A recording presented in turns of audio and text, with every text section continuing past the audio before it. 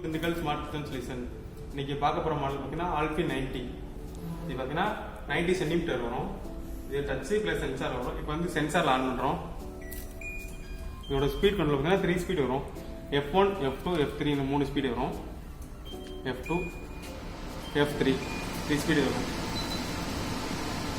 இதோட suction power பார்த்தீங்கன்னா 1500 suction power.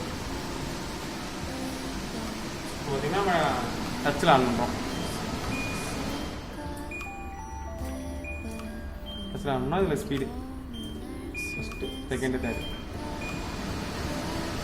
Full and full auto அப்படின்னா இந்த பட்டன் மட்டும் லாங் ப்ரெஸ் பண்ணால் இந்த 10 மினிட்ஸ் டைம் எடுத்துக்கும். ஆட்டோமேட்டிக்காக க்ளீன் ஆகி ஆயில் போனால் அந்த ஆயில் கலெக்ட் ஆகும். இதை மட்டும் ரிமூவ் பண்ணி கழட்டி ஊற்றி க்ளீன் பண்ணிக்கலாம்.